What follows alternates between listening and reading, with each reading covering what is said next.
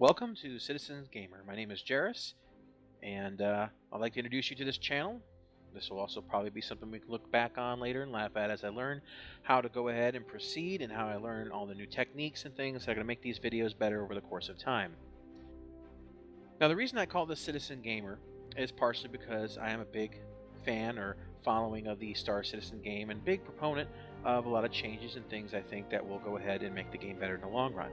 But more than that, the idea of Citizen Gamer is the idea that for people that gaming is more than just a casual kind of event, more than just picking up a mobile phone or a Game Boy or playing on the subway or on the train for 10-15 minute spurts. This is more along the lines of the idea of difference between a civilian and a citizen. The civilian isn't really as invested as a citizen is, and what I mean by that is that we are the gamers who can tell you the name of developers. We are the gamers who can go back and tell you who influenced what, when, and how. And the idea here is not only to discuss Star Citizen, but the whole gaming community as a whole.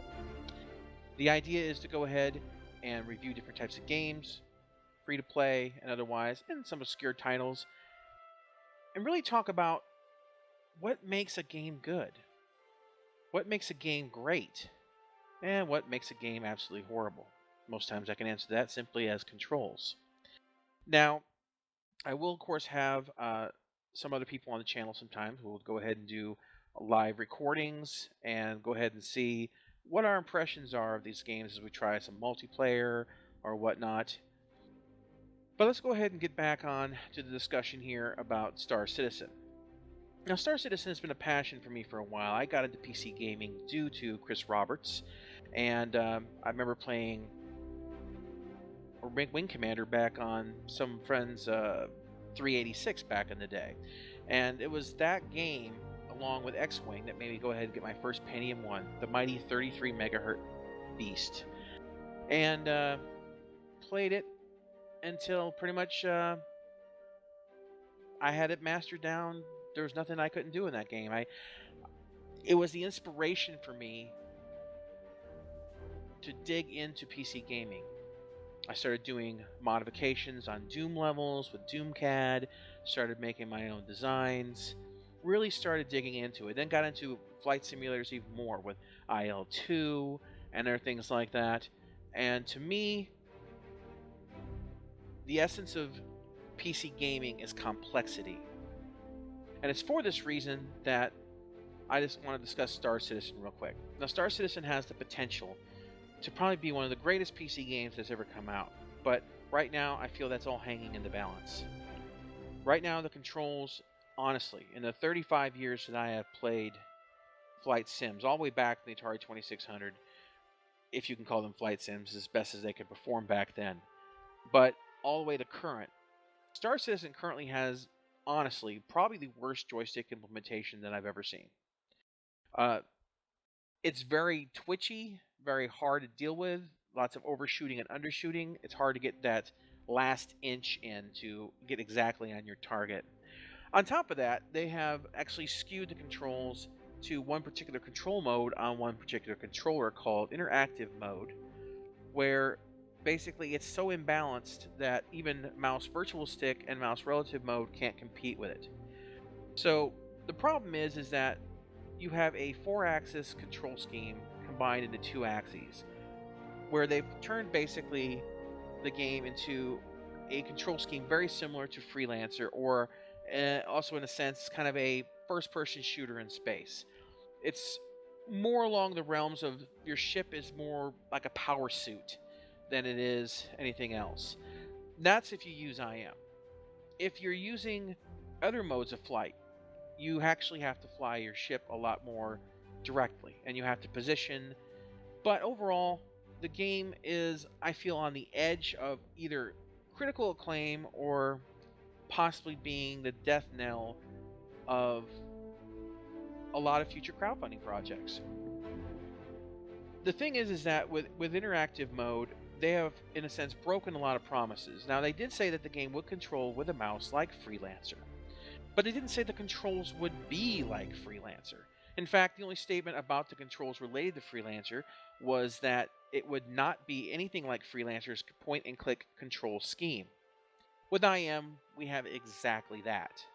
We have the point and click nightmare that most people that started off in the early pledging period would never have supported and would have never have jumped on the bandwagon if they had gone down that road or even said such a thing. Freelancer is not a bad game. It's just not something that needed to be crowdfunded. There are tons of games out there that have those kind of control schemes, and to set up a generic arcade control scheme on a game that's supposed to be about physics and all the videos showing dogfighting and actual representations of a traditional kind of dogfighter but placed in space. Those representations aren't currently being expressed in Arena Commander as it stands. Now, there are some major changes coming out. You have 2.0 that is going to be coming out, and that's going to be when you have multi-crew ships. Now, hopefully, they can see those imbalances as the multi-crew ships start to be implemented into the game, and make those adjustments to bring the game to where I and many others feel it needs to be. So I'm patient in the realm of flight control, in a sense of like the model, how fast ships move and things like that. But where I am not patient is the interface. Radar's clunky. It's too big. It's bright. It's unwieldy. It should need to go back to some sort of 2D interface or whatnot. Elite Dangerous does a pretty good job on the radar. Very readable, very usable. And a lot of the older styles, even games like Diaspora and the old Wing Commanders, had a much better radar.